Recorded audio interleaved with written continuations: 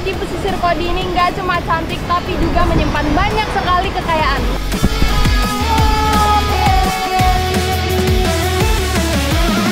Aku dapat satu set.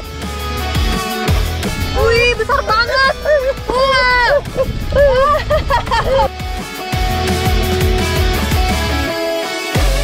Hari ini saya mencari lobster, tapi lobsternya bukan di laut, kita nyarinya di Danau Toba.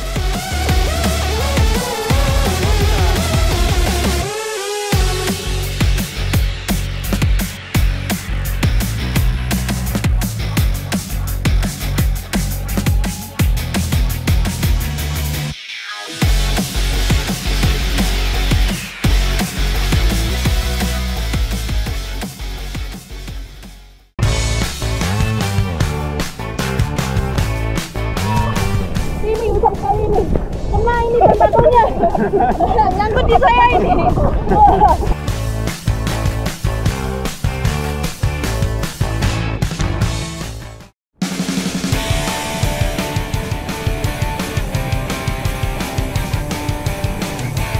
Pesisir Kodi Utara, Kabupaten Sumba Barat Daya menjadi destinasi saya selanjutnya.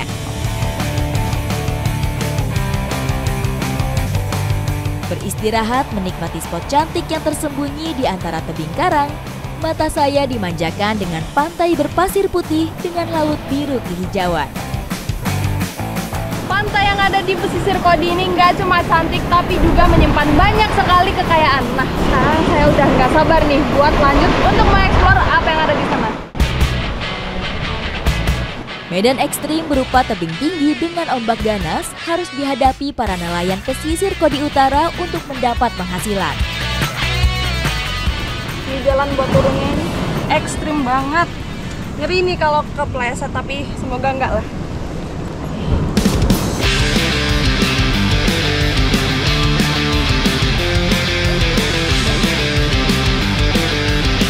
Mencari gurita dengan menyelam seperti ini harus dilakukan pada waktu yang tepat. Kondisi laut dengan ombak tenang saat pagi dan sore hari, serta visibility air yang lebih jernih akan mempermudah proses pencarian kami. Nah, biasanya kalau untuk mencari gurita itu kita mendekat ke karang-karang yang ada di tepi, tapi kali ini karena lautnya kurang jernih, jadi kita harus lebih ke tengah lagi nih buat nyari si guritanya ini. Nah, ini dalam banget di sini. Semakin menuju ke tengah, semakin dalam laut yang harus kami arungi. Adrenalin semakin terpacu dengan kedalaman laut lebih dari 10 meter. Ini dia alat yang kita pakai buat memancing gurita. Ini alatnya menarik banget karena dihias menyerupai gurita gini bentuknya, supaya gurita anggap teman ya. Kalau gurita anggap teman terus nanti disamperin gitu, baru lah abis itu wah, habis itu langsung diangkat ini pancingnya. Alat pancing ini dibuat dari cangkang keong besar, dihiasi warna mencolok untuk menarik perhatian gurita. Cukup lama mengarungi Laut Kodi Utara, usaha kami pun membuahkan hasil. Segera kami tarik alat pancing dari dasar. Wah, keren. Akhirnya, satu gurita berhasil terjerat oleh kail tajam yang mengelilingi umpan kami. Ini besar sekali nih. Kena ini tentakelnya, nyangkut di saya ini. Masih hidup itu.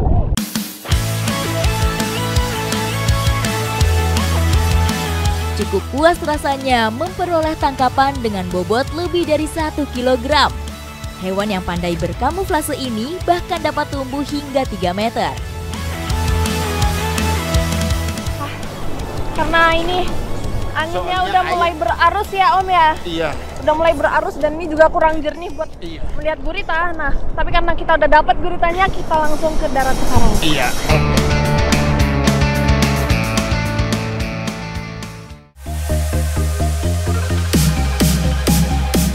Ini dia gurita yang udah ditangkap tadi, udah dibersihin juga, sekarang mau siap-siap buat dimasak.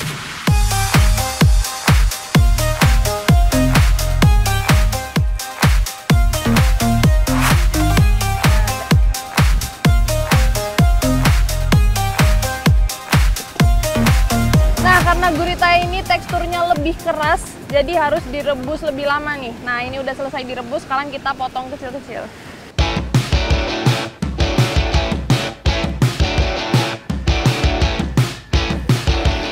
Bumbu yang sudah disiapkan kemudian ditumis bersama potongan gurita.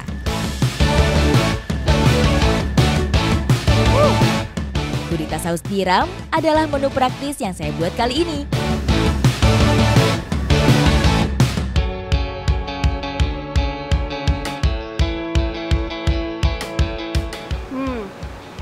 Karena udah direbus lama, guritanya ini teksturnya jadi lembut banget.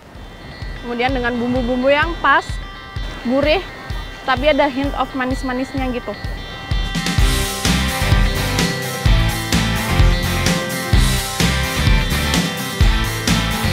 Ikuti jejak saya, jejak petualang.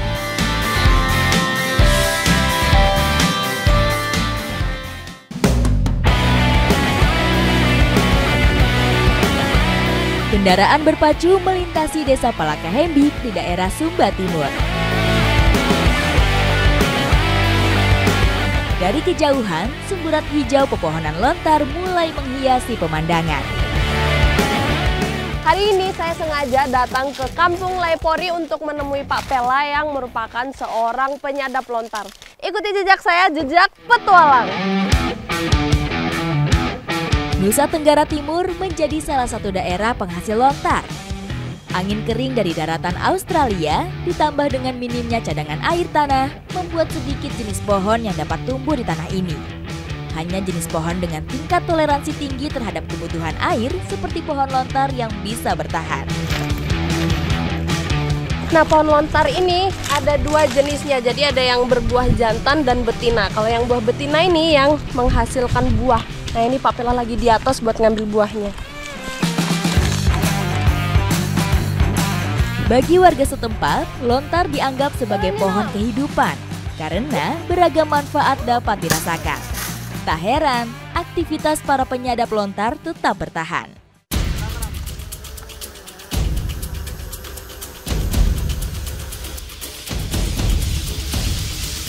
Kok bisa? Si bapak bisa pindah pohon tapi nggak turun dulu, jadi pindahnya langsung dari atas. Lewat itu tuh, lewat daun-daunnya yang keras itu. Ngeri sekali ini. Pak, hati-hati ya, Pak. Mengikat dua pelepah lontar sebagai cara berpindah pohon biasa dilakukan untuk mempermudah pekerjaan.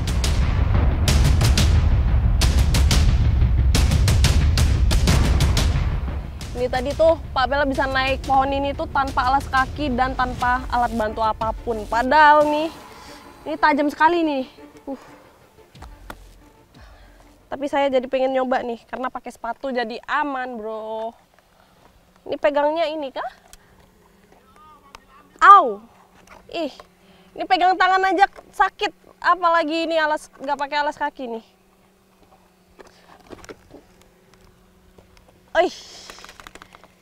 Udahlah, nyerah, sakit.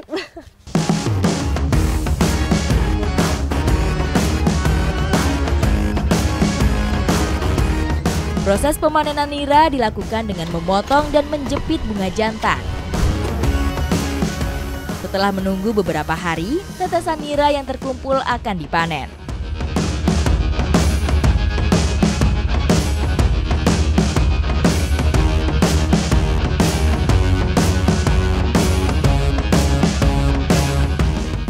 Wah, ini banyak sekali. Ini dalam 3 pohon ini dapat segini, Pak.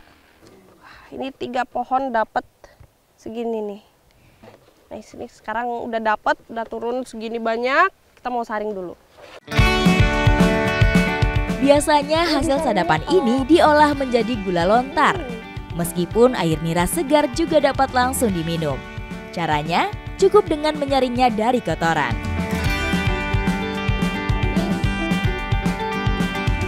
Nah, ini dia buah lontar yang baru aja dipetik sama Pak Pela. Dan ini mau kita belah dan mau kita icipin langsung di sini.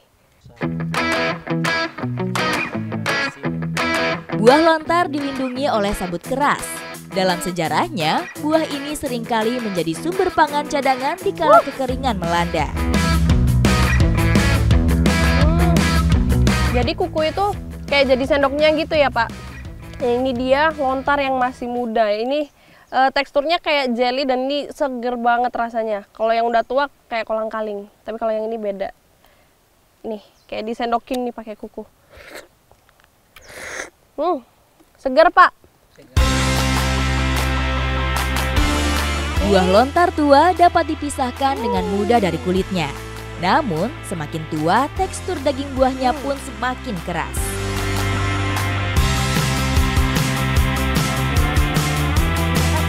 Nah ini dia nira lontar, kita cobain rasanya. Wow.